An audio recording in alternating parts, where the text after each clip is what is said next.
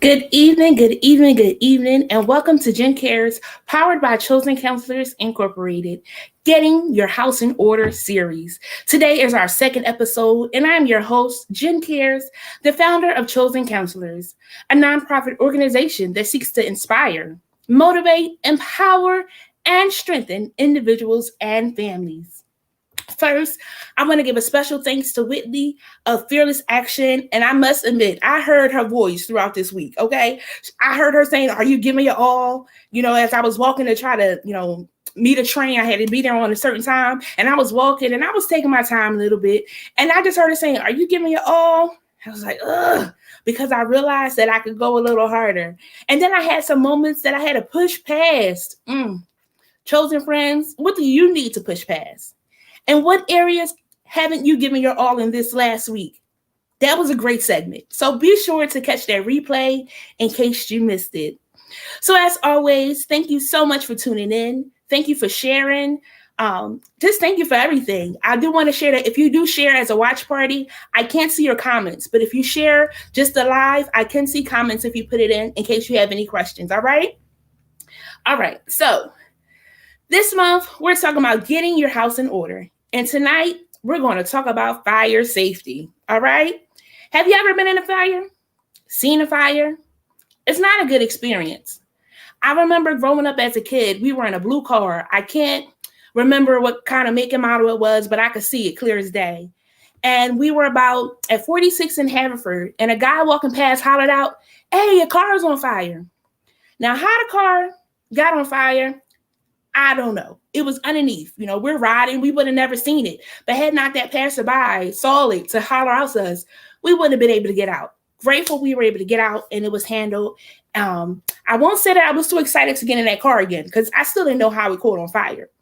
Now, I've never experienced a house fire before, but I do know some that have experienced a house fire and the impact that it had on their lives. Now, I can say I have experienced setting a fire. So let me clear it first. Just give me a moment. So growing up as kids, mama said, either you're going to stay in the house or you're going to be outside. Can't be running in and up out of their house, So it was like a nice fall day. And we got in our minds that we were going to set a bonfire in our neighbor's backyard.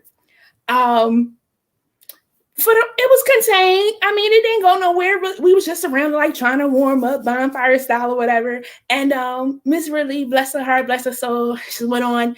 She came out and she was like, "What are y'all doing?" And I will admit, I did get in trouble for that. And from that moment, I knew not to play with fire anymore. I learned that it wasn't something I went to play with, one, because I got in trouble. I got a whipping. I learned my lesson. It took me a while to even light a candle. You hear me? But what I learned from that was the importance of being mindful and careful, because fire, although it was contained, it could have went crazy. What if it had touched the house? What if it touched us?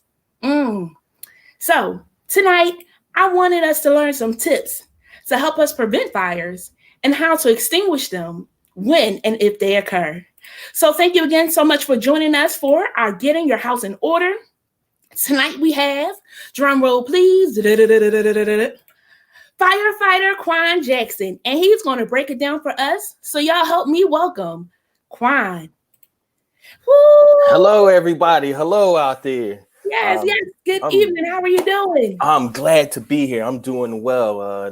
Get a chance to share some knowledge with our brothers and sisters, our people out there. And we're going to have a good time in finding out information that could possibly save someone's life out here and just to keep you safe.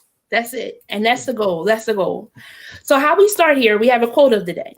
So today's quote of the day is, "Don't let your dreams go up in smoke. Practice fire safety." What are your thoughts on that quote? Oh, I like that quote. It's kind of catchy. So, it's great. It's a great. It actually made me smile. Hey, that's because we want to practice fire safety. And you're going to help us, find out today. We think we know, but we're going to learn today. So again, as always, I have prepared some questions, but if any of my chosen friends have a question, be sure to type it below and I'll post it so that we can get the answer. So let's get into it. So I bring on people that really know what they're talking about. Last week, we found out that I'm not a professional as it comes to fitness. I was making stuff up. I'm really not going to make up anything today because this is serious. So let's talk about your background so that people can know you know what you're talking about, and that I didn't just find somebody on, in passing. How long have you been? What's your background? All right, my background is I've always been interested in becoming a firefighter. Mm-hmm. I've been a firefighter going on 18 years now. Wow. This is something that I wanted to do again since I was young, and I do have a story that actually triggered my first experience with firefighters. Okay. That pretty much got me a little interested in this career path, and it's a great career path. I love it, and to me personally, I don't think I would have chose any other path. Awesome. This is what I really wanted to do. Awesome. Over 18 years, you said? Going on 18 years. February will be 18 years. First, congratulations. Thank you. Thank you so much for your service, because you are definitely helping others. And we thank you for your service on tonight to take a couple moments to help us to learn how to prepare or be prepared or stay away or steer clear and things of that sort. So yes, that's what I'm here to help you. Yes. So you said you had experience with some firefighters. What was that experience, if you don't mind sharing? Sure. Let me tell you. Okay. It was back in 1982.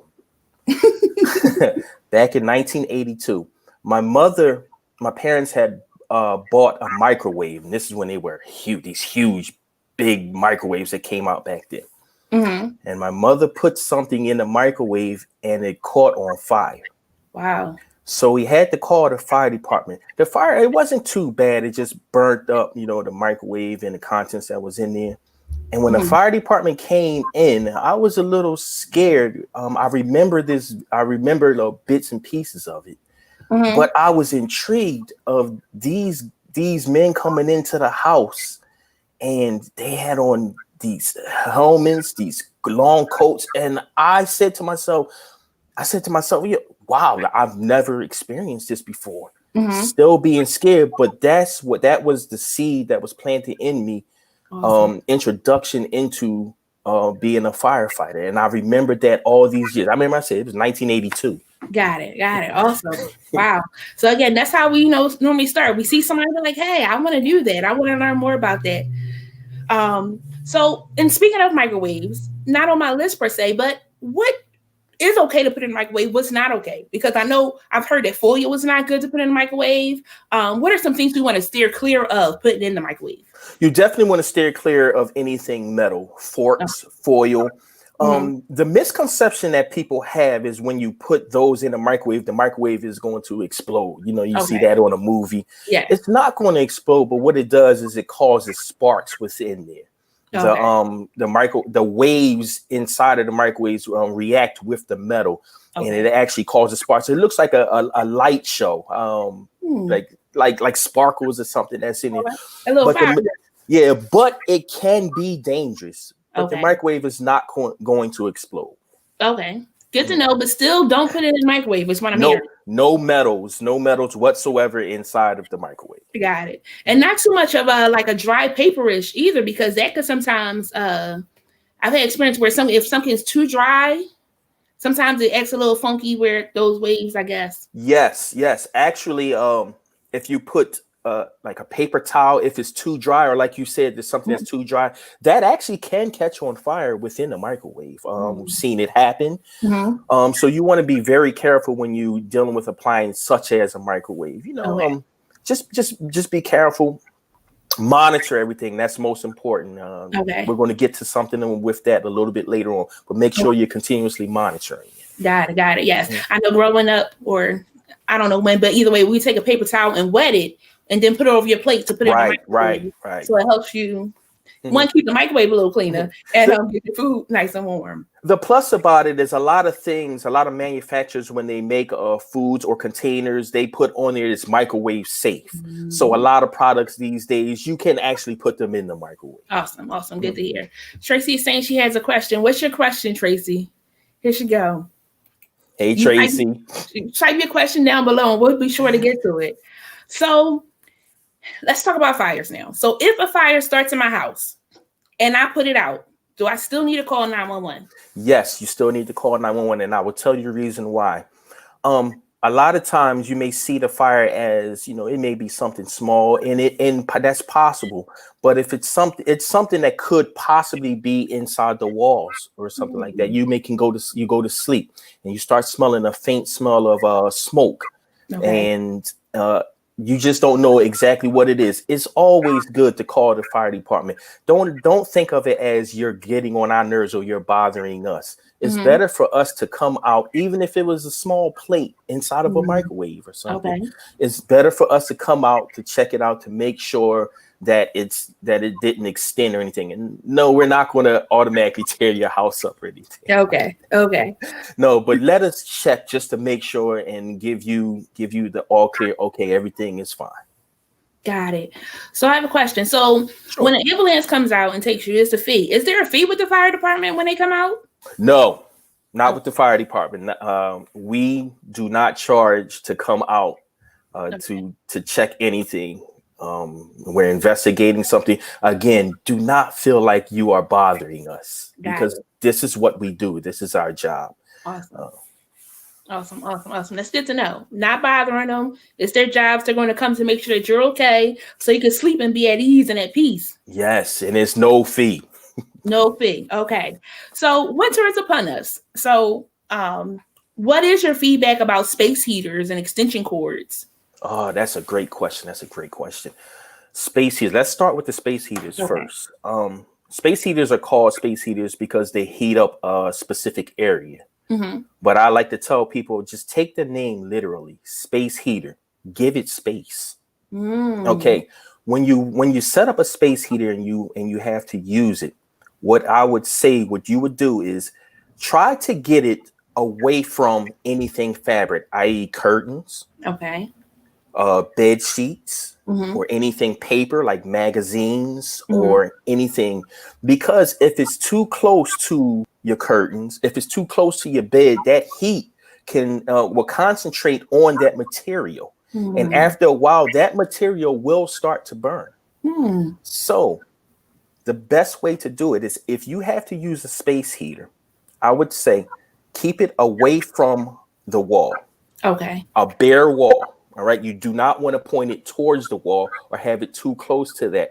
And let me throw in there a chair, because some people will have like a lazy boy and they have the heater too close. Okay. If you can feel that heat burning on your leg, it's too close to whatever it is you're placing it in front of. Have it away from the wall a little bit. Okay. In an open space, so it's not concentrated on anything. Okay. I do have a couple of things here. When you are using a space heater, make sure you use, let me get it right here, one of these heavy duty extension cords. Okay. Okay. You either see them, they come in orange, you may see them in red, may see it in white or different color. If you have to, use a heavy duty extension cord. The best way to do for space heaters to plug it directly into the wall. Okay. All right, because your houses have a circuit breaker, and if something does go wrong, it could break that circuit and shut it down completely. Okay. All right.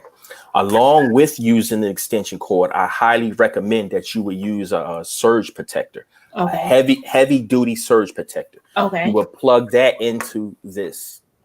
So with the heavy duty surge protector, again, if something goes wrong, it will automatically shut off that surge protector. Okay. What I do not recommend whatsoever at all, if I can find it here. Okay. Look, he bought supplies. He ready today. Never use your regular extension cord. Okay. Never use a regular extension cord. You see them, they come in white, they come in green, different colors, because these are not made for appliances or anything that generate heat. Okay. All right. Space heaters, curling irons, regular irons, hot combs, anything that generate heat. These are not for them. Okay. These will burn. Okay. Okay, so if you have to use a space heater, plug it into the wall, a little bit away from wall. Remember what I said, space heater, give it space. Okay. And if you have to use extension cord, heavy duty extension cord, and use a heavy duty surge protector with it. Because the surge protector cut off before affecting your electricity. Yeah, make sure it's a heavy duty one, because you may go into Five Below and see a surge protector. Don't use those kind. So I need to go to Home Depot or Lowe's, get the real legit. Yes, get one of the legit ones. Okay. So someone, Shauna said, make sure it is UL listed. Yes, Underwriters Laboratory. That's what that means. Okay, Underwriters Laboratory. Make sure you have that on it. But don't be fooled. The regular extension cord, like I showed you, they will have UL on there. Oh. But she is right. You don't want to buy any type of cord or appliance that does not have UL on there because it hasn't been tested. Oh, okay. So that means that it's been tested and you can use it in your home and you'll be all right. Yes. Provided everything else goes well. Okay. So here we go. Tracy says, my smoke detectors keep going off every 6 minutes. It has brand new batteries. I was told by someone I need to vacuum it out. It may have dust. What should I do? Tracy, that is absolutely true. First of all, if you had your smoke alarms for a long period of time, even though if you change the batteries, they do wear out. Okay. All right. If you bought them recently, and you place new batteries within them and it keeps going off every 6 minutes, you're right. There may be dust in there. Okay. Dust will set a smoke alarm off when it begins to accumulate within there. It does. It does. And it would start to go off and you would think, oh my goodness, my smoke alarm's going off, something's going on. No, that's just the accumulation of dust that is covering the sensor that is within there. Okay. So then you vacuum it out, blow it out, kind of like makes me think of like VHS and old school video games. You blow it out. Yes. You actually do have to vacuum your smoke alarms to get the dust out of it. And little critters can get inside of there, if you know what I mean. Okay. And that would set it off as well. Okay. Good to know. If you got critters, that's a different conversation. So speaking of smoke detectors, how many should I have in my house? That's a good. At the minimum, it depends on. Okay, let me say it depends on how many levels your house have. 3 levels, 2 levels, and that is including your basement as well. If you live in a regular home that has a second floor, first floor, and a basement, at the minimum 3. Okay. And I'm going to even tell you where to place them. Okay. All right. Your first smoke alarm, you want to place it at the top of your basement steps. Okay. Right inside the basement steps. Place it right there at the top. Okay. The reason why we always say place smoke alarms at the top, because smoke rises. Okay. Smoke will rise to its highest point. It does not stay down to the ground. Once it stays at the ground, it's already thick, heavy at the top. Okay. So smoke will automatically rise. You place it one at the top of your basement step. And then the next one, right when you're going up your steps, that you're going up the steps and then you hit that wall that's right there by your steps, that's going right up the steps. Okay. Put it at its highest point right there. Okay. Or, when you're coming down the steps, you see that little ledge that's right there. You can put it right there. Okay. Again, so if smoke starts to pour up, it starts to go right up the steps. And what it would do is it would hit that smoke alarm and set it off. Okay. Your third one, you want to put right outside of your bedroom. Okay. Okay. The one place or 2 places you do not really want to put them. Never put a smoke alarm in your kitchen. Okay. Because it will set it off every time you cook. Oh, y'all burning them season. Just smoke, regular smoke sometimes. You think it's not even a lot. And we get called to houses where someone says, my smoke alarm is going off. And then we go in there and say, well, your smoke alarm is too close to the kitchen. So whenever you're cooking, and sometimes you don't even have to see the smoke. It could be just light enough to pass through the detector within the smoke alarm and will set it off. Wow. So never place your smoke alarm close to the kitchen. All right. If you have to, and you have a dining room and there's a wall separating your dining room and your kitchen, put it on the other side of the wall of the kitchen. Okay. You never want to put a smoke alarm right outside of your bathroom because when you shower, steam is going to set we it learning off. today, friends. Okay. That is set off. So remember, top of your basement steps. Just going up your steps to your second floor and right outside of your bedroom is where you want to place your smoke alarms. Okay. All right. There's nothing wrong. Some people place them inside the bedroom. There's nothing wrong with that at all. But if you have one, you want to put it in a general area outside. Okay. Because once that smoke starts to rise in the house, it's going to hit the ceiling of the hallway. Okay. It's not necessarily going to go into your bedroom first. Got it. It's going to hit the hallway first. Okay. Okay. Got it. So if you had more than just those three, is that okay? Absolutely. Okay. Yeah. We've had it where people have put it put multiple ones. One, they put it downstairs in the basement, put it at the top of the basement steps, put it on that wall that I was saying on the other side of the kitchen in the dining room. We've had people put smoke alarms in every room, including the hallway. I mean, you can't go wrong with it. Got it. You can't go wrong. Awesome. So that's a good thing to have. Okay. So Tisha's saying, who can put my smoke detector up? If you live in the city of Philadelphia, what you can do is dial 311. Okay. Okay, 311. And ask them if you could get a smoke alarm for your residence. This is only in Philadelphia. If you live outside of Philadelphia, you have to contact the county that you live in. Okay. What will happen is the Philadelphia Fire Department fire prevention team will come out and they will install smoke alarms in your house for free. Okay. So it's 311 for Philadelphia residents. 311 for Philadelphia residents. Got it. Okay. Got it. All right. So we talked about smoke detectors. How about, is there another detector we should have in the house? Carbon monoxide detector. Okay. A carbon monoxide detector is very important. Very, very important. And the reason why I say carbon monoxide detector is very important because carbon monoxide is an odorless, tasteless gas. Okay. You cannot smell it. You cannot see it. You cannot, so to speak, taste it. That's why they call carbon monoxide the silent killer. Because the only way you know if you have carbon monoxide is if it's detected. Okay. Again, you can't smell it, you can't see it, you can't taste it. So I know for a smoke detector, it's battery operated. For a carbon monoxide detector, you can get it corded or battery, correct? Yes, that's correct. Now let's go back to smoke alarms with that. Not all smoke alarms are battery operated. Excuse me. You have some that have the lithium battery in there that lasts for 10 years. That's the one everybody needs. Yeah, and that's the one that most manufacturers are starting to put out now. Okay. Or what they have been for a while, lithium batteries that last for 10 years. Once the 10 years is over and starts to burn, you just throw it away, dispose of it, and you just get another one. And you also have smoke alarms that are also what we call hardwired, just like you just mentioned. Okay. CO detectors. I'm sorry, carbon monoxide. I'm so used to calling them CO detectors. They also work as well with battery. Okay. You also have some that's lithium battery that has the 10-year battery within there, and you also have some that are hardwired. Okay.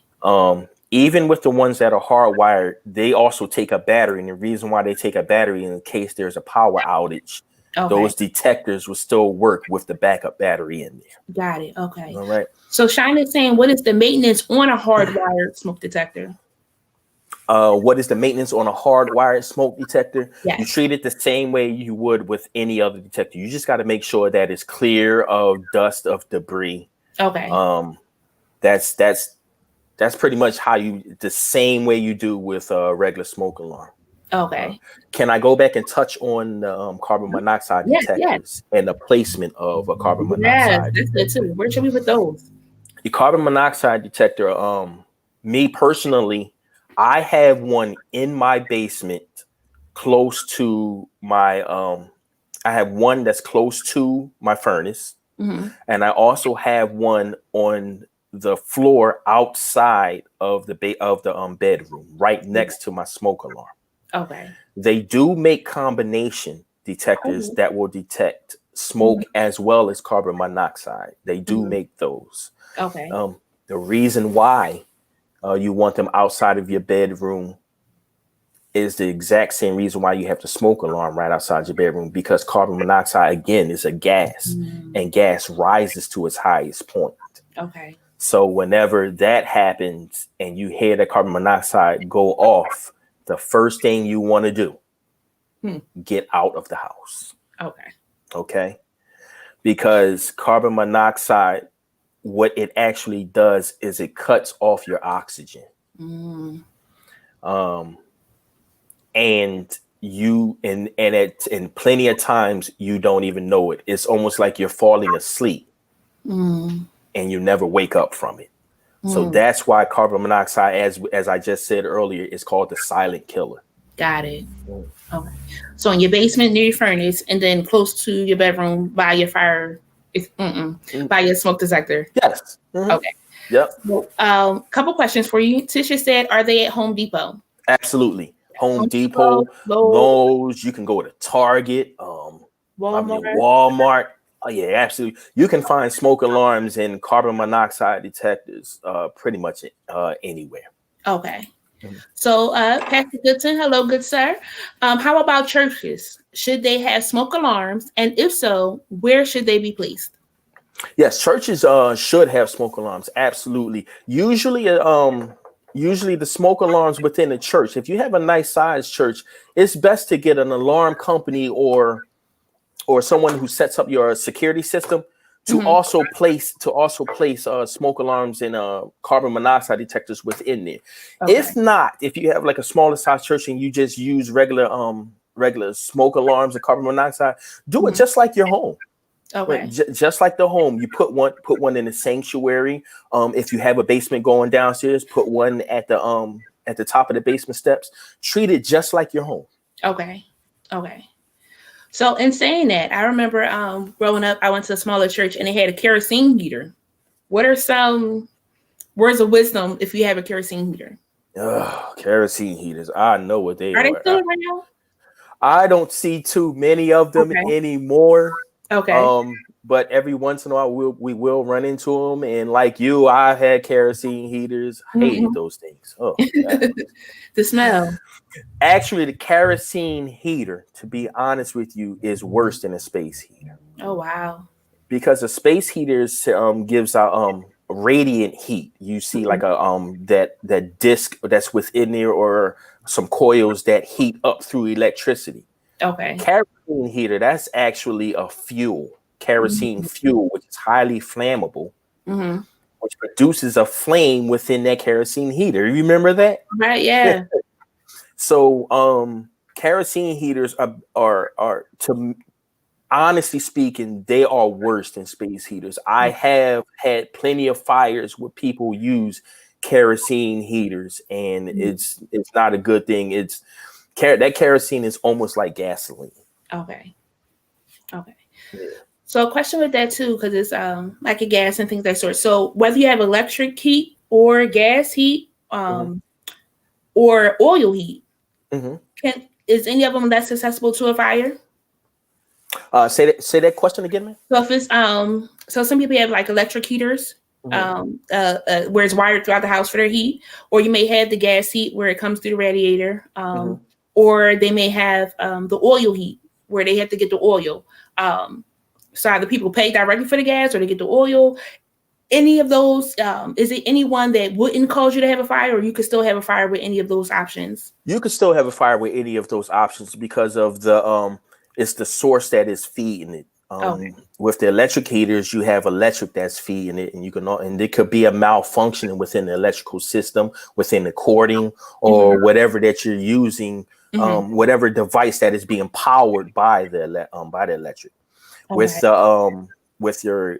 the furnace, which usually runs off of natural gas, there could be a malfunction within there, i.e., somebody puts a lot of junk around the furnace. Okay. And there are times where you may have too much paper or something around there, and somehow, some way, it may ignite. Okay. That has happened before. Okay. With oil, I mean, same thing. It's an oil, and it could be something. It could be something that could ignite it, because in order for that oil to heat up, there has to be some type of igniter Right. to cause that oil to burn. Mm-hmm. So with all three heating systems, yes, this absolutely could be a possibility of fire. But most importantly, you just got to be safe Okay. when using them. Okay. Got it. Latanya said, "How about K1 furnace?"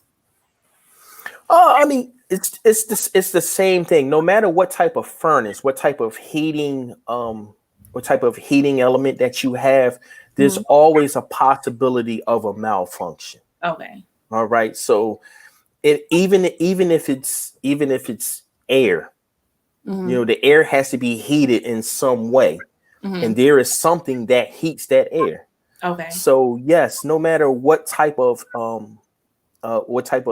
heating source that you have, Mm-hmm. there always can be a malfunction.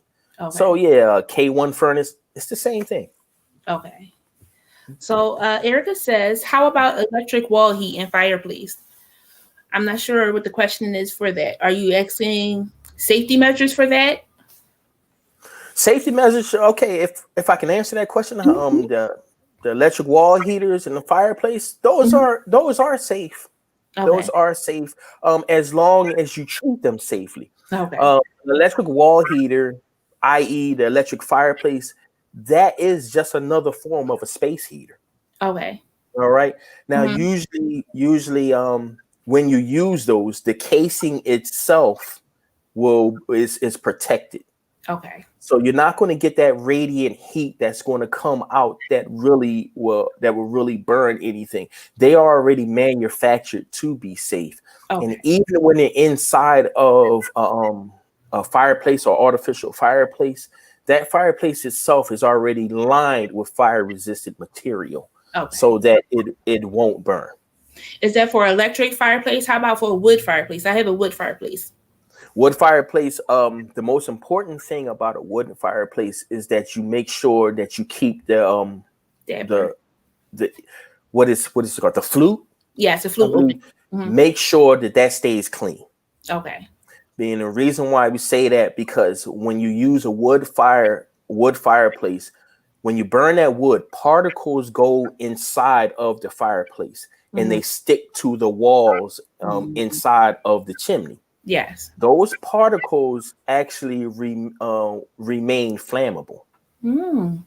So if you don't have your fireplace clean out periodically, Mm-hmm. the particles that are stuck within it, and it starts to get caked up inside of the wall. Let Mm-hmm. me give you an example. You ever seen like a restaurant, and it has the grease all around the grease fan and Yes. everything?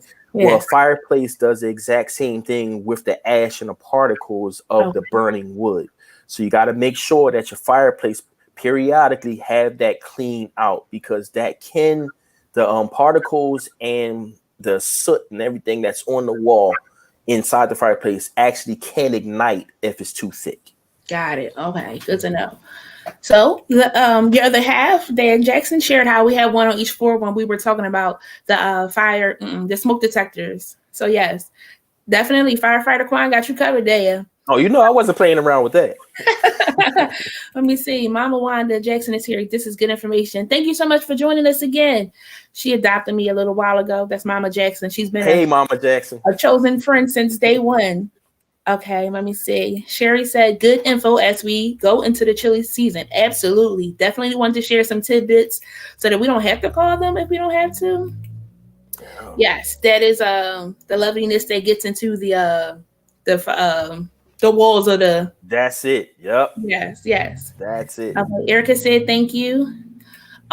First Lady Goodson, thank you, Jennifer, for this forum. Absolutely. Hey, I've been having so much fun sharing information. I learn something new every time, and that's what it's I'm all about. Being glad. able to share I'm something. so glad.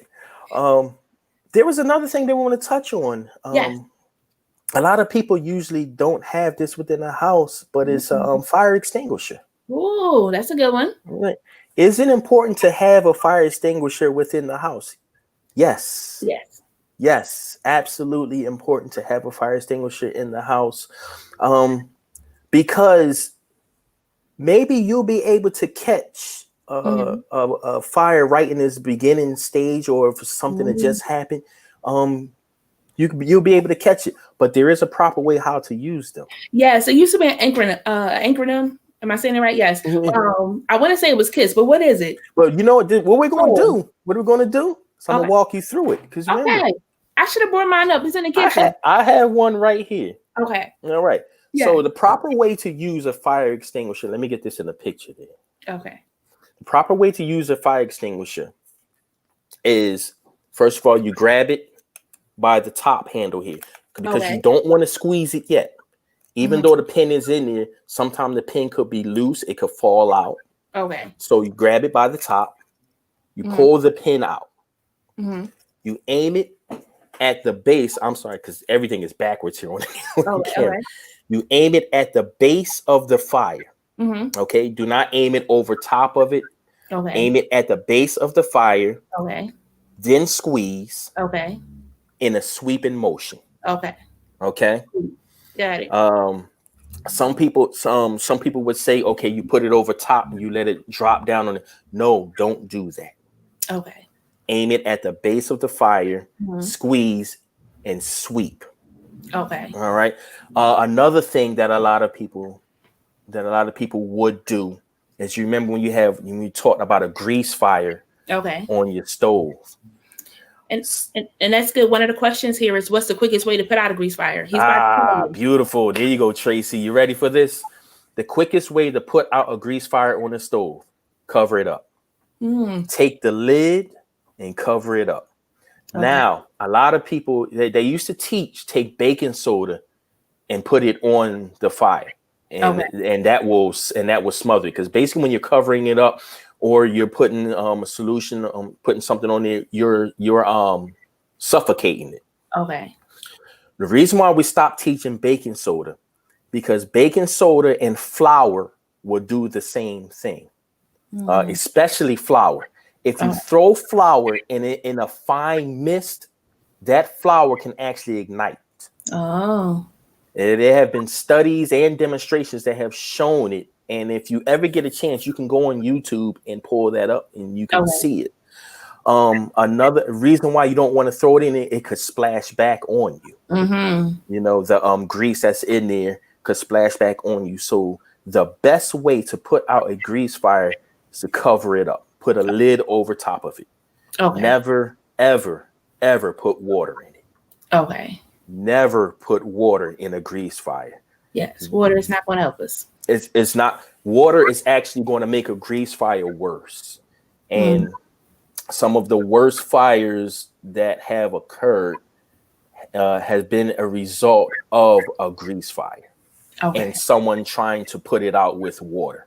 So remember, never put water on you. Best way to put out a grease fire: cover it up. Got it. Thank you, Teacher Dad Inkfernil. I wasn't sure. I was like, I think that's what it is. See, I haven't been to school in a little bit, but I'm learning every day. Trying to say this pass, right? Yeah, there we go. Pull, aim, squeeze, sweep. Sweep. Got it. Pull, aim, squeeze, and sweep. And she said, and race. I don't remember race part. Yeah, you got me on that one. I don't know I don't know the race. In the comments, Shonda. Yeah. Erica said, I have one wish I could pick. I don't know. Let me know what that one was. Good illustration. Yes. Kwan is prepared. Yes, he is. Good teaching. Thank you. I try my best. Yes. I really try my best. So somebody said salt. Would salt help with a fire? Salt can help because salt is not flammable. Okay. But salt does the exact same thing as a lid.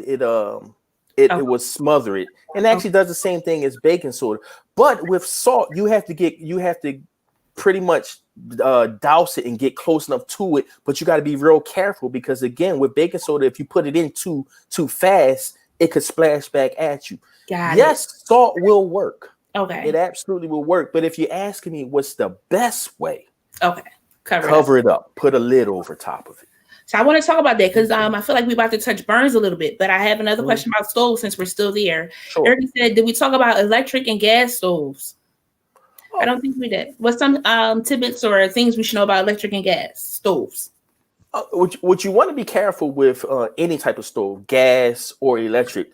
One of the main things that a lot of people forget about is keep plastics away from it. Keep plastic, especially gas stoves. Let me touch on gas stoves first. Okay. Any type of paper product, any type of fabric product, it is never safe to take your oven glove off or dish rag or drying towel and put it right there on the stove. I'm highly against that. Okay. Do not put it on the stove whatsoever at all, because even though the burners are turned off on some of these stoves, you still have what you call a pilot light. Right. And you remember it's like some of them stoves, you lift up the burner and you see that pilot light lit. Yeah. You still have to be careful with that. Okay. So you want to make sure you keep your paper products away from a gas stove. You want to make sure you keep your fabric products, i.e. Oven mitt and a dish towel. Keep that away from your stove. Keep do everything you can to keep plastics away from your stove. Plastic spoons, plastic bowls. Okay. Even if you're trying to transfer some food and you just unconsciously take the plastic bowl, put it on your stove so you can put some food in there. Don't do that. Okay. Don't do that whatsoever at all. That's the same with an electric stove.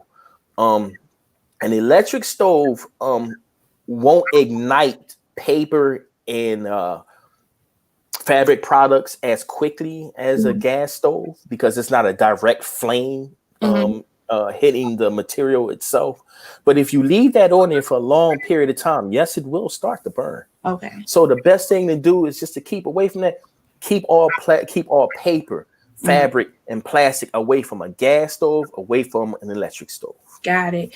Made me think of the scene in Soul Food where he put the cloth on the stove. It's like, Big Mama told me not to put it in. And that is a perfect example of why you don't do that.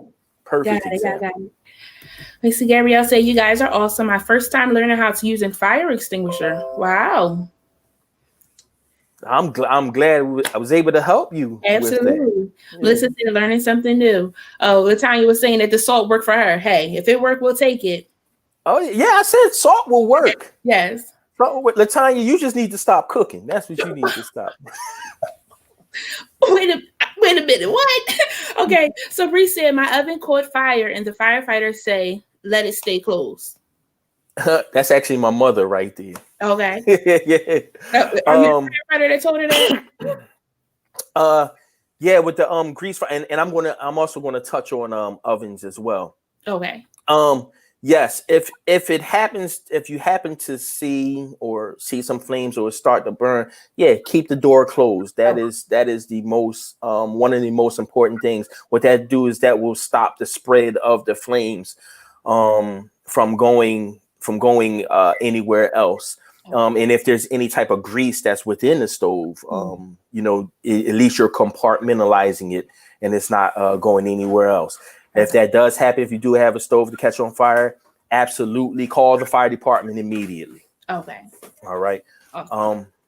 Believe it or not, most fires are started. Most fires are started from cooking. All right.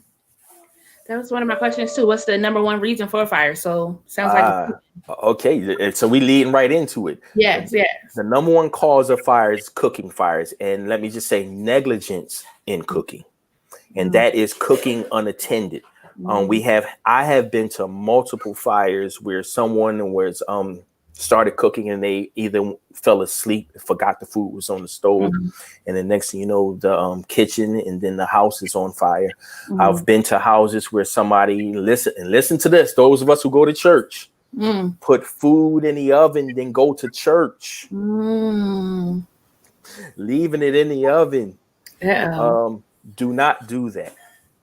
Do not do that. They must have left it too high. You got to leave it lower in season. because growing up, that used to be the thing. Like, dinner's already done. It's in the oven, or I put it in the oven before I left, and thinking that it's okay. But if it's not enough fluid in there, and it dries out, you got a problem. And that's what it is. And that's going back to what I was saying about negligence, because then you take your attention off of what you're cooking, and you begin to forget about it. Right. And next you know, it starts to burn. You know. The reason why they did these, it didn't catch on fire back then, was the grace of God. That was grace of God. He said, "Praising me, I'm gonna take care of your house, but don't do it no more." Yeah. Don't do it anymore. Don't put food in the oven and then say, "Okay, I'm gonna leave. I'll be back in an hour or so, or even 15 minutes." You know, because you never know what could happen within that period of time. You never know. Okay. So Erica said, "What about propane grills? How do you feel about them?" I mean, me personally, I love propane grills. Yeah. But propane, you have to be very careful with propane. Remember, propane is a gas, and propane is a highly flammable gas. Okay. It is in its gas state right there. So you have to be extremely careful with propane. My best advice, whenever you use a propane grill, make sure it is away from the house. I know some people have patios, they have decks. Make sure that it's in the farthest part of your patio, of your deck. You don't really want to have it up against the wall. Okay. Until if you want to move it there after you finish cooking. Okay. Make sure you inspect the hose that's coming from your propane tank into your gas. Make sure that into your grill. Make sure there are no holes that's within it. It's not frayed. There's no tears. And definitely after you finish using it, make sure you turn the propane tank off. A lot of people will turn the grill off, but leave the propane tank open. At times that still can leak because you may not turn the actual burners off all the way. That propane is still leaking into that grill. Okay. And when you go to light that grill again, and with propane grills that use an automatic starter, all it takes for propane to explode is a little spark. That's all it takes. So be very careful. Just remember, keep it away from the house when you're cooking. Check your hose on it periodically. Matter of fact, before each use, check your hose on the propane tank. And when you're finished, turn your propane tank off. So if there's holes and there is a leak, do you get a whole new tube, or is it like fix a flat? I could put something on it to seal it up. I don't want to steer people the wrong way on this. What's the proper way that we should do so that we don't get a fire? Have it repaired. Okay. Get a new one. That's what. If you can replace the tube, replace the whole tube. I don't want to say go out and buy a whole new grill, but if you can replace the tube, even if there's someone that services grills or anything like that, but don't try to patch up a hose, especially when it comes to propane. Don't try to patch it up. Get a whole new tube. Okay, got it. That might be a business if somebody's interested. A grill repair. All right, tell me about it. Tracy said, "What if the whole frying pan is on fire?" Cover it up. The only part of the frying pan that's going to catch on fire, in most case scenario, is just the inside part where the grease is. That's what's fueling it. Okay. If it got outside the frying pan, which is very, very rare, you see that doing that. Then the first thing you want to do is cut off your ignition source. You know, your burner that is on it, cut that off. Cut your ignition source off. Let me go back and say, no matter what type of stove fire that you have, cut your ignition source off. Okay. All right. And when you're saying the whole frying pan on fire, like I said, most times it's just going to be inside the pan. Treat it the way that I explained earlier. Cover it up. Okay. Just cover it up. I know you've seen people do like take the towel and start beating around it. Be careful. Don't do that, because you can actually hit that the content that's within the pan, and again it can splash back on you. Got it. So don't take a towel and start beating it. Got it. All right. Suffocate it, smother it. Got it. All right. Lady Audrey said, "Thank you. I've seen people drop an oven mitt or dishcloth on the stove. Not good. Absolutely. No, not at all. Oh, we got a new one here. Oh. Mama Wanda said, "How about turkey fryers inside?" No. That's a no, huh? No. Strong no. No. The reason why I say it is extremely dangerous to have a turkey fryer inside the house. Okay. First of all, when you're frying a turkey, first and foremost, it has to be thawed out completely. Mm-hmm. All right, listen to me. Whenever you want to fry a turkey, it has to be thawed out completely. There can't be any water left within that tank. Within that turkey from the ice that has formed on the turkey. Okay. Think of the amount of oil that you have to use in order to fry that turkey. Mm-hmm. You have to use a lot of oil. Yes. If that turkey is not thawed out completely and you put that turkey inside of that hot oil, it's going to cause a flare up. Mm. Again, if you ever get a chance and you go on YouTube and you pull up videos of mishaps of turkey frying, you will see what I'm talking about. Okay. Make sure it's thawed out. Yes, make sure it's thawed out. Please never use a turkey fryer, a deep turkey fryer inside the house. Is that the same for a grill as well? Don't do it too close to the house. Do it a little further away. Yeah, try to get it as far away as you possibly can. Okay. As a matter of fact, you want to know a little story? You remember the picture that I sent you? Mm-hmm. The picture that I sent you when I was standing outside the house and I had my helmet on. Mm-hmm. That fire actually happened from someone grilling on a porch. Oh wow! So that's an actual true story right there. You don't really want to grill on your porch. You've seen people do it. Mm-hmm. If you have an open porch, that is safer. Okay. But if you have a porch that has an awning over it or a covered porch, that's really dangerous. I see a lot of people do that. Oh. Yeah, a lot of people do it. But that's actually dangerous, and there's much more to that element. Okay. Your mama saying, are there a lot of dryer fires, and what causes them? Yes, there are a lot of dryer fires. What causes dryer fires? The duct in the back of the dryer becomes clogged with the linen, with the dryer linen that's coming off of the clothing or whatever material that you put within it. Whenever you're using a dryer, always remember before every use, you clear that lint screen. Okay. All right. I know some people may clear it every 3 times they dry, every other. No, make it a habit to clean that lint screen every time you use that dryer. Okay. And then periodically, what you have to do is you have to pull your dryer out and you have to disconnect that silver duct that you see going up. You have to disconnect. It's very easy. It's just like a little pinch clamp. Okay. And you clean that out because that's where the lint gets trapped right there. Okay.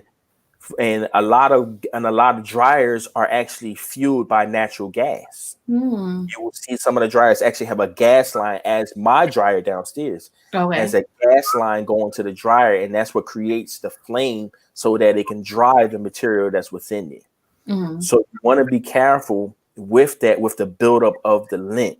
So periodically clean out the lint duct that's in the back. But the lint screen, you clean that every time you use the dryer. Got it. Okay. Sherry says she's going to stay away from propane. She's going to go old school with the charcoal. Well, you use charcoal with both, but you're saying she's going to use the fluid in a lighter compared to. You don't have to be scared of propane. Propane is perfectly safe, all depending on how you use it. Because I could say the same thing with charcoal. Charcoal is perfectly safe based on how you use it. Got it. So no, I'm not staying away from that propane.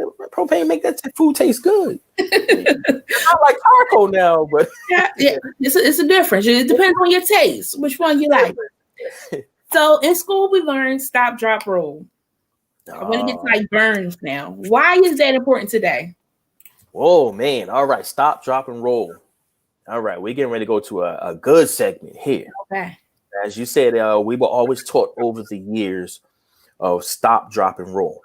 Stop, drop, and roll absolutely works. It accomplishes what it was invented to do, and that is to smother the flames that are on you. Okay. All right. Now, I got a little model here. Look, this is my model. Okay. Okay. Y'all don't laugh at my model now. We not laughing. We love this because we learning. All right. This X will represent the flame. Okay. All right.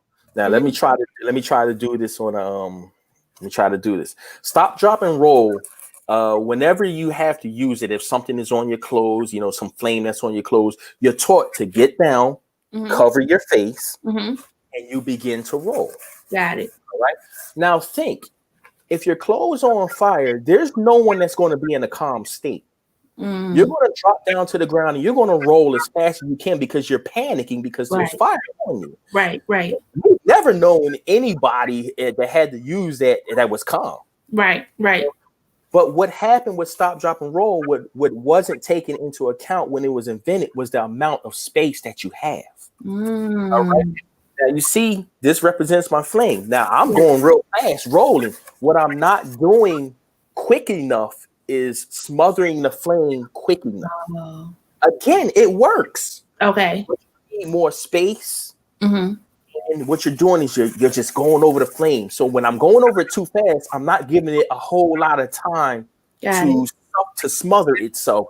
And when you come back over, that flame is still going to be there because you didn't smother it enough. Okay. Philadelphia Fire Department has dropped the teaching of stop, drop, and roll. Okay. We now teach stop, drop, and rock. Okay.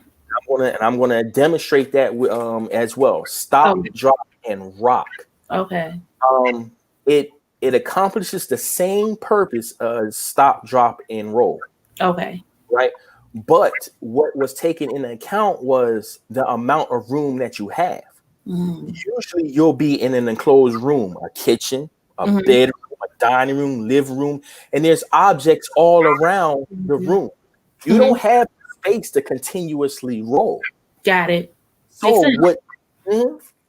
So what you will do is you will stop, drop, and rock. Again, let me use my model. Y'all stop laughing at my model now. We're not laughing. We're learning. Right? Chosen friends, we learning. No laughing here. You do the same thing. You drop down, you cover your face. It's always important to cover your face. Okay. When you do that. And when you stop, drop, and rock, what you're doing is you're going down and you're rocking over the flame. Okay. All right. Now you notice you're not seeing that X as much because you're smothering it more.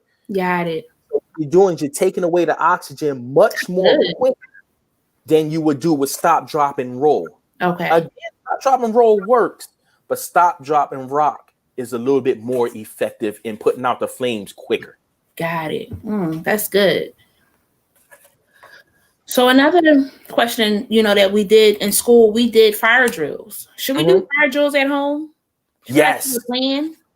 Yes. And I know a lot of people think that that's corny, but it's better to sound corny. It's better to look corny than to be regretful. All right. As a matter of fact, I just talked to my wife and my daughter, reiterated that again.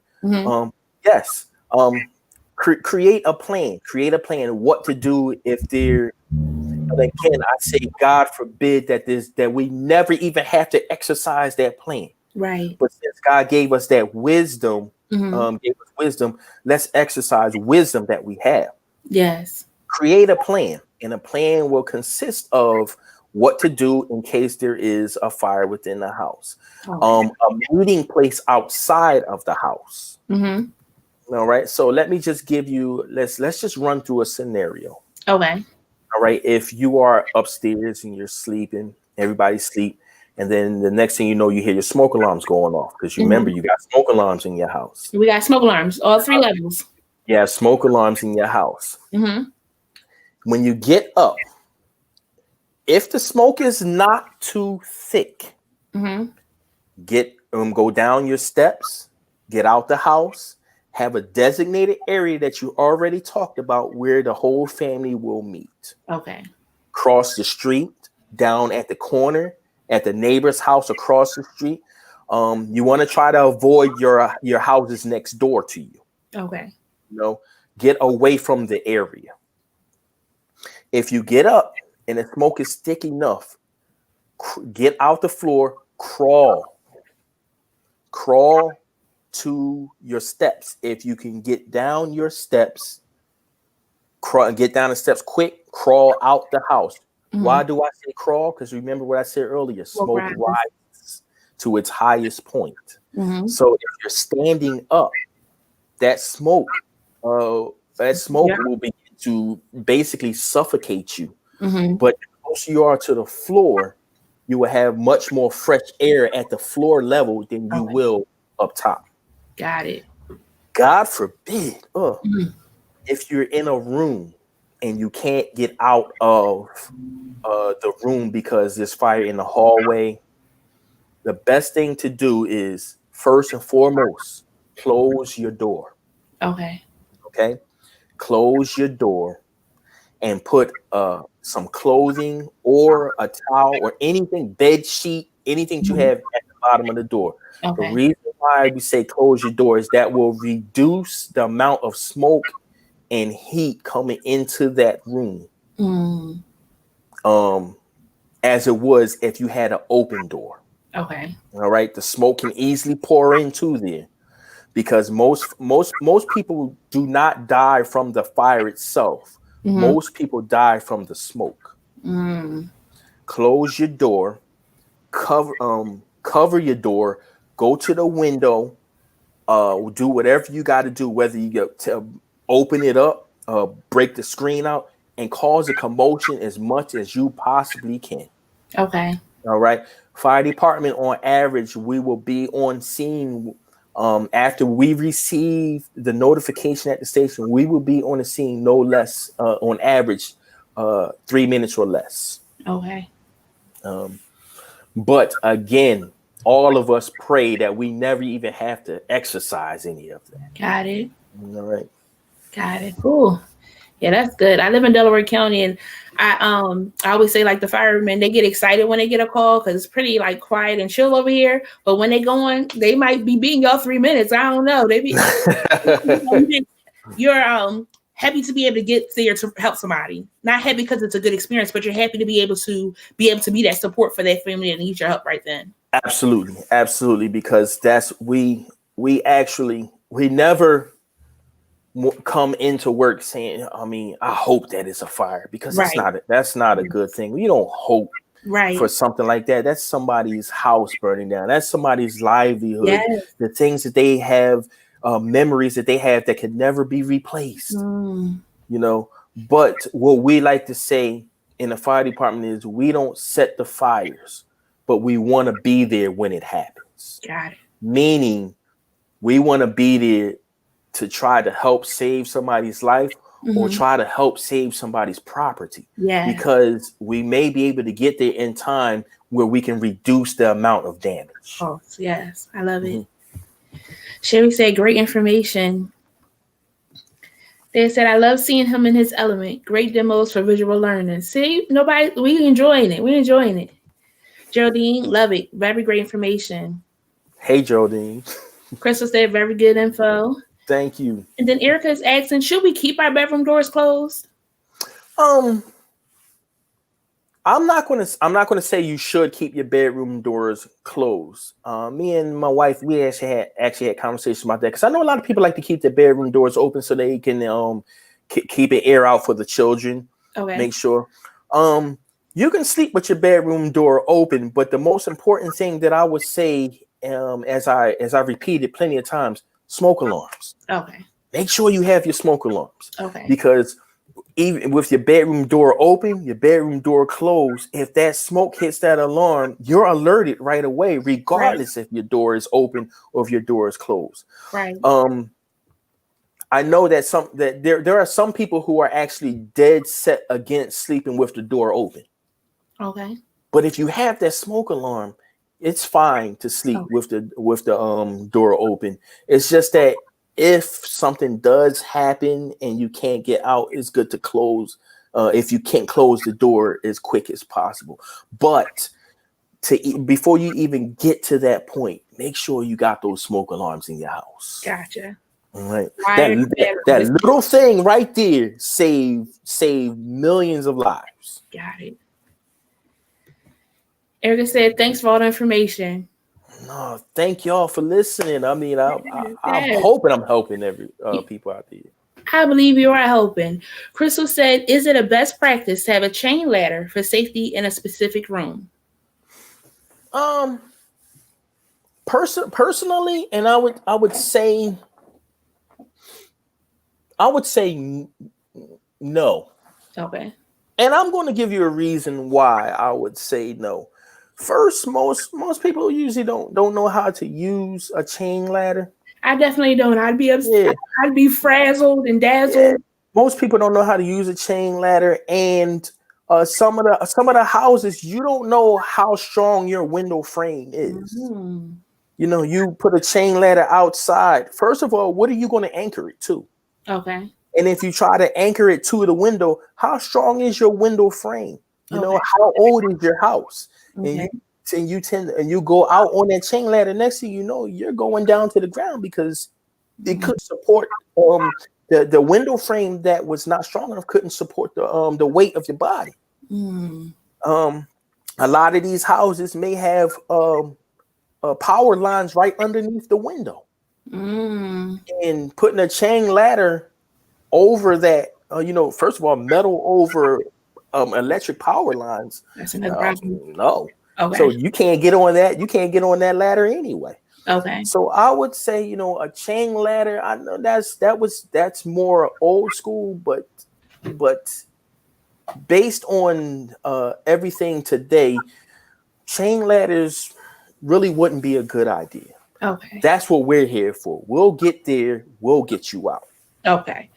I thought of some movies where I saw they was tying sheets together to get out the window. That's probably more like me than a chain ladder. But as I'm saying, I'm like, but where would I attach the sheets to be able to get them? And that's the thing. What are you going to attach the sheet to? Yeah, I don't know. I don't have that plan squared away. I need to work on my exit plan. If I got to go out the window, I'm just going to holler. And again, they'll be here in 3 minutes. Close the door to your room, cover the bottom of the door up, and just make a commotion. We'll get you out. Okay. Sherry said, being that houses in Philadelphia are connected, how do you handle a neighbor's house being on fire? What are the steps to take in that situation? Okay, if a neighbor's house is on fire, you treat it the same way as basically you would treat your own home is on fire. Get out the house. Okay. All right. Row homes here in Philadelphia, that thick wall that's in between each house is actually a firewall, which actually will stop the spread of fire unless it gets into the roof area of the house. Okay.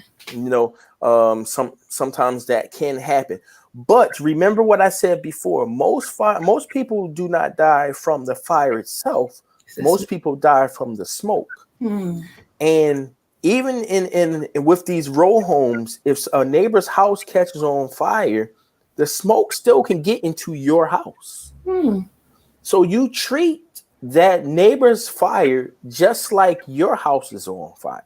Got it. You get out of that house. Yes. Go to your meeting point that you have. I mean, the plus part about it, in most case scenarios, your house won't catch on fire in most case scenarios. Okay. But it's just going to be filled up with smoke, and you don't want to suffocate on the smoke that's from the house next door. So get out the house. Treat it just like it was your house. Get out the house. Awesome. Bree said, thanks. You are a real blessing. Absolutely. Thank you. Crystal said, should you have fire extinguishers on each floor? It's not necessary to have fire extinguishers on each floor. The only thing that is necessary is to have smoke alarms on each floor. I would say keep your fire extinguisher in the most common place in which most people keep, and that's within the kitchen. Okay. But no, it's not necessarily It's not necessary to have a fire extinguisher on each floor. Okay. So I have 2 more questions for you, unless a chosen friend has another one. Mm-hmm. Let's talk about Christmas trees. Mm-hmm. What do we know about tree safety? Because I know that trees can cause a fire. So what are some things we should be mindful of a real Christmas tree or even an artificial Christmas tree? Okay, and that's actually a good question. Let's start with a real Christmas tree. Mm-hmm. Around Christmas time of year, a lot of fires happen from Christmas trees, and they are not taken care of properly. When you have a real Christmas tree, it is very, very important to keep that tree watered. Because it's still a plant. It's but you got to remember, it is no longer a plant that is rooted. Right. Once you cut that tree down, You're right. It no longer has a source, and that wood begins to dry. Mm-hmm. So if you don't keep that real Christmas tree watered, what it does is it dries up, and with all the lights that's on there, you don't know if you will have a frayed wire on those lights. Okay. Which will cause the tree, because it's dry, to ignite quickly. Again, if you go on YouTube, and I say this a lot because they show a lot of illustrations. Absolutely. If you go on YouTube and you look up Christmas tree fires, you'll see how quickly a Christmas tree can actually ignite. It takes no time at all for a Christmas tree, because not only is the wood dry, but within the wood you still have sap. Sap can also act as a fuel. You know, you have your pine tree. That sap is still can act as a fuel. Wow. So you make sure with a real Christmas tree, you keep it watered, and you check all of your strings of lights before you put them on there. Make sure you don't have any broken parts on that strand of lights. Okay. Any of the wiring that is exposed through the plastic. If that's happening, if you see that, throw those lights out. Do not try to tape them up. Do not try to reuse them. Immediately get rid of those. Okay. That is the same with an artificial Christmas tree. Hold on. You just said, not my Christmas tree. You keep it watered, sis. Yeah, just keep it watered, and make sure the lights that you put on there are all intact. And keep space heaters away from them. Got it. Okay. You remember I said give it space. Keep space heaters away from. Keep kerosene heaters away from. Keep any type of heat generating source of that manner away from your real Christmas tree. Oh, got it. All right. Artificial Christmas tree. You don't have to keep that water, but the most important thing, as with a real Christmas tree, is you want to make sure the wiring is safe on there. Okay. No cuts, no exposed pieces of the actual wiring inside the plastic casing. If you have one of those Christmas trees that the wiring is all throughout the tree, and even if you have a little part, I would say get rid of that tree. It is better to get rid of that entire tree than to lose your house. Okay, that makes sense. You know, it does. Get rid of that tree. Spend another whatever it costs to get another artificial tree, but you will never be able to replace everything that's in your house, and God forbid a life due to a artificial Christmas tree. Got it. Crystal had a question. Here we go. Is electrical fires in a neighbor's house to be handled the same way as regular fires? It depends. It depends, because the electrical fire, it could be something like an extension cord or something that really hasn't spread too much. Okay. Now, if it got to the point where it is really bad and cause a really bad fire within the original house, then yes, you do treat it as if it's any other type of fire. It all depends on the magnitude of it. If it's just something like I gave the story of the microwave earlier when I was young, and it really didn't spread. If that electrical fire didn't spread or anything like that, you're safe in your own house. Okay. Chris also said, do you have tips for safety and home heating? So we did talk about space heaters, making sure you give them space, using a UL. Make sure you use space heaters. Make sure you use if you can't, make sure you plug it right into the wall. Mm-hmm. If you have to bring it away from the wall, use a heavy duty extension cord like I showed before. Use one of the heavy duty extension cords with a power surge, a heavy duty power surge. Okay, because that have protective factors. Yes, make sure it is away from any type of fabric, curtains, bed sheets, chairs, anything.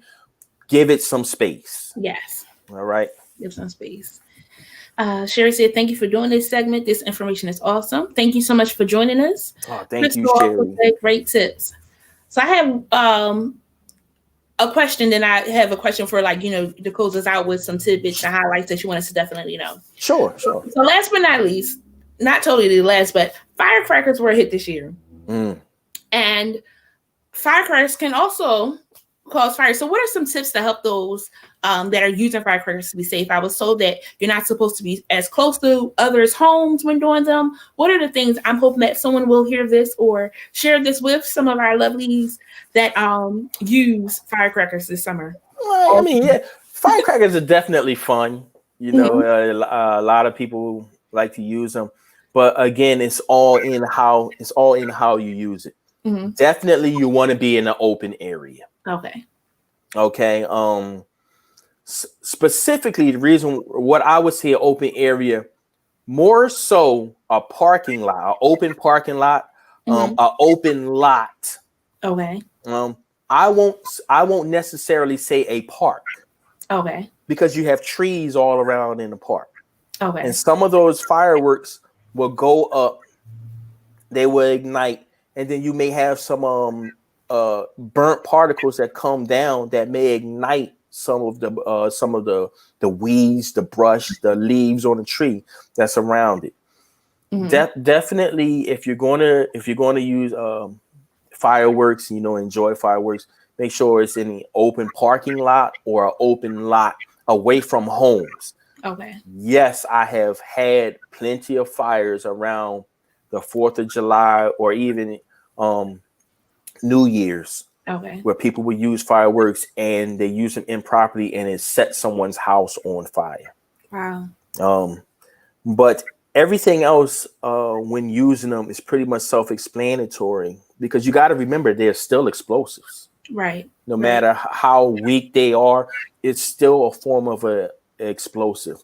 So you got to be very, very careful when you're using it. Don't let the little kids play with fireworks. Absolutely. Not at all. Not at all. If they want to see fireworks, make sure that it is a responsible adult. Notice I said responsible, right? A responsible adult. That's right. So I told a story. I thought that was almost the last, but burns. We did talk about the stop, drop, and rock. But if you do have a burn and things of that sort, what are some first aid tips that they could do before somebody does get there? Are we putting butter on it? Are we putting water on it? Are we?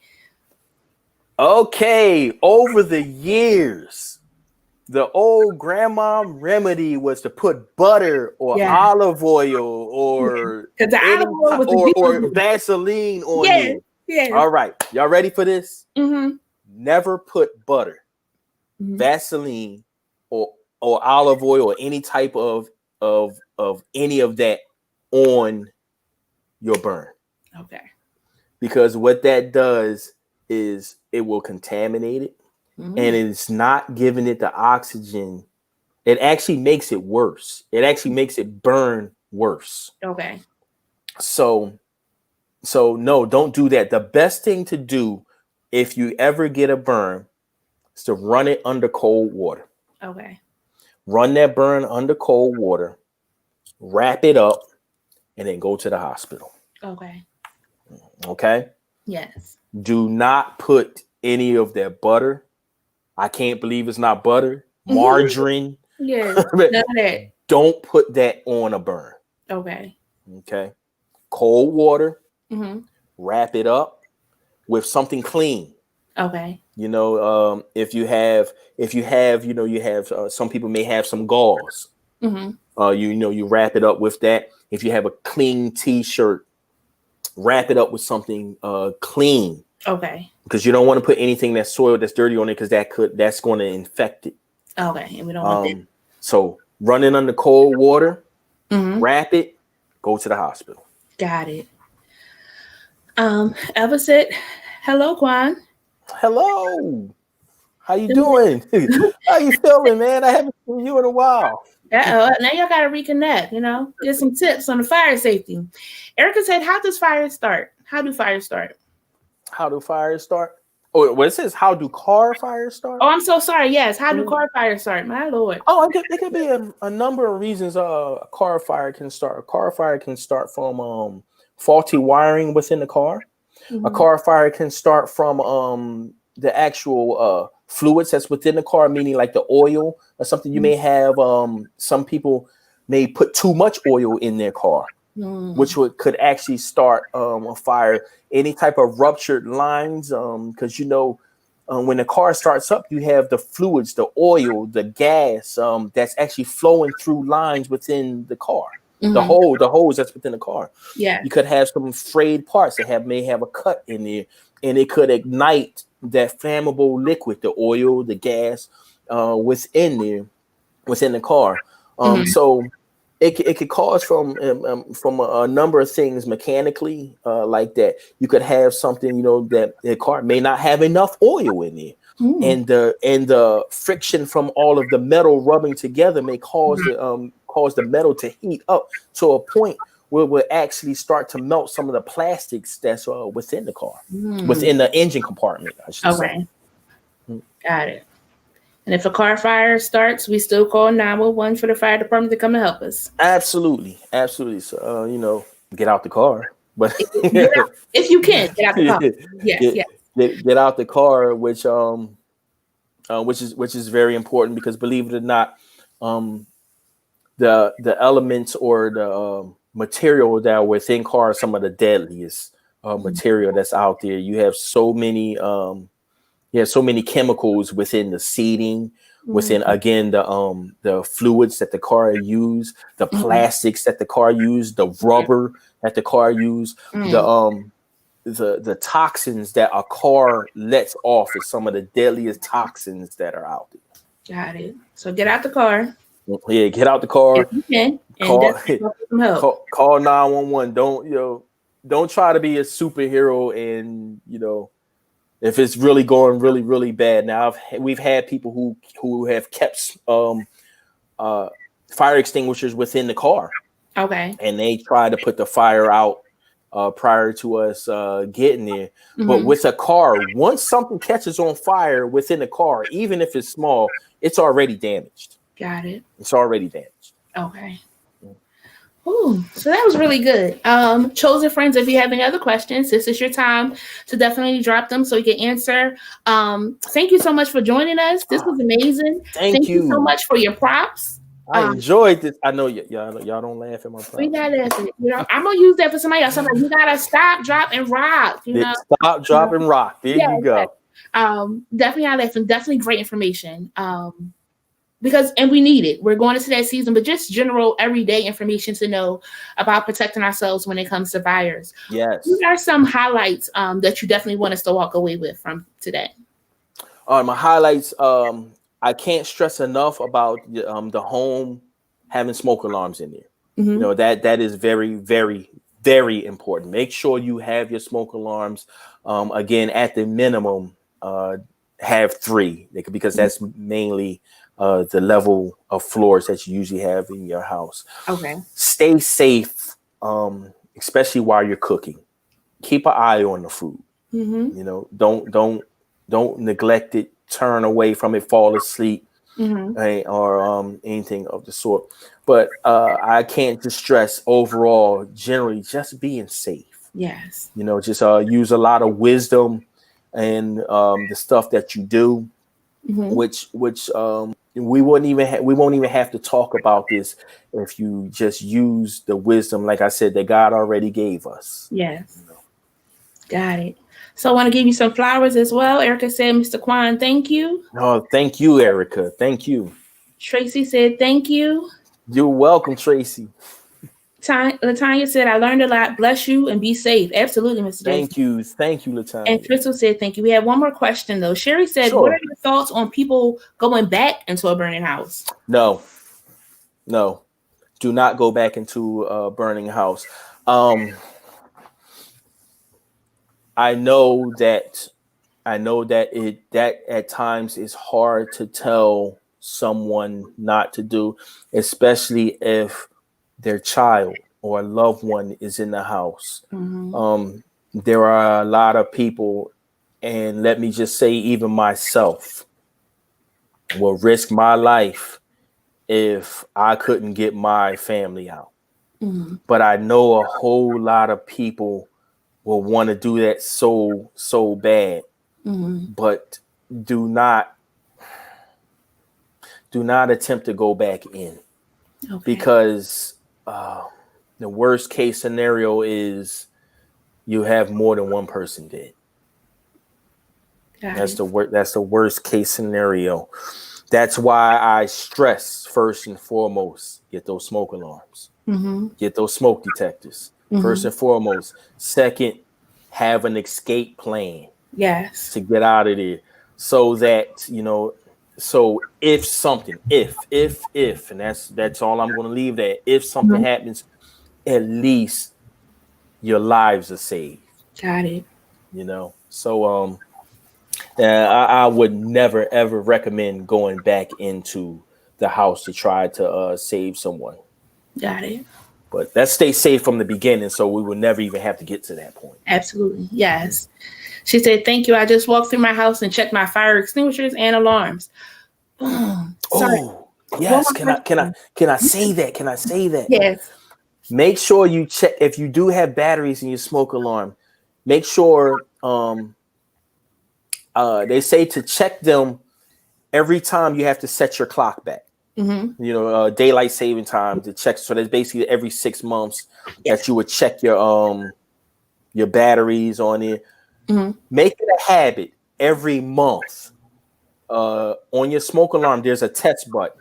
Okay. Every month, hit that test button. Yeah. Make sure this works. Don't wait till daylight saving time to check it. Check it every month. Got it. That was one of my questions that I meant to ask about the batteries. And then for the fire extinguisher, do they expire? Yes, they do. Fire extinguishers do expire, where the charge that's within them begin to wear out. Okay. And even in the fire extinguisher, because it's not water that's within the fire extinguisher, it's a dry chemical. Okay. It's if you ever seen it before they open it, it's like a powder that comes out of it. It's a dry chemical that gets old, but mainly it's the charge that is within the fire extinguisher, which would allow the chemical to expel out. It loses its charge. Okay, got it. And Shana said, great job. Yes. Thank you, Shonda. Awesome. So again, thank you so much for joining this, Kwan. This was so helpful. I definitely will have you again when I'm doing another just on fire safety in general. Again, it's always important. Yes, I appreciate it. I'm gonna call you up. I'm gonna have teacher Daya back too. She helped me out with my acronym. Thank you very much. So thank you again so much for joining us, and may you have a great evening. May you continue to be safe as you go out into the highways and byways, as the mamas used to say it, but really just being safe. We thank you so much for your service, and each house that you are at to help is appreciative, and we are appreciative for your service as well. So thank you. Thank you. God bless you all. Yes.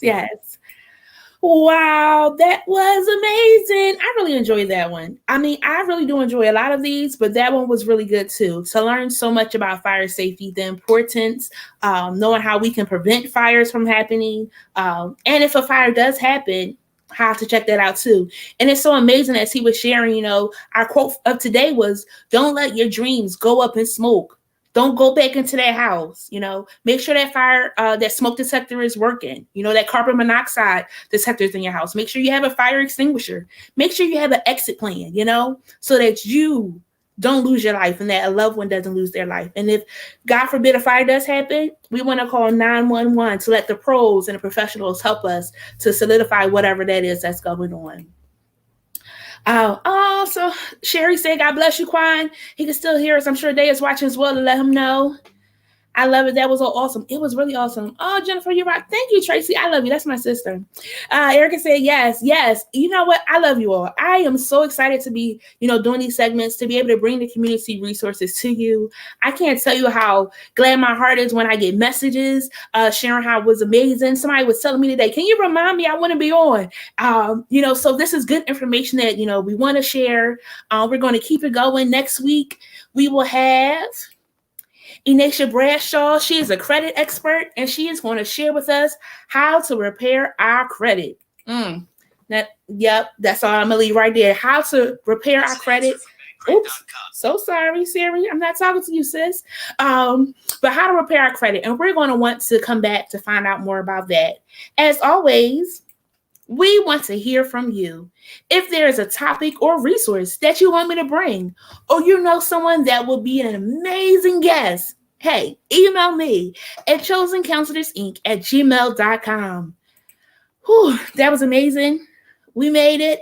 Hope to see you next week. Again, thank you so much for joining us each week, whether you stay for a moment, whether you stay for a longer moment. I hope that something that is shared is encouraging. Share this with someone that may need it. This is good information. We're about to go into a season, and every season we want to be precautious and be conscious of fire safety. So again, share with a friend.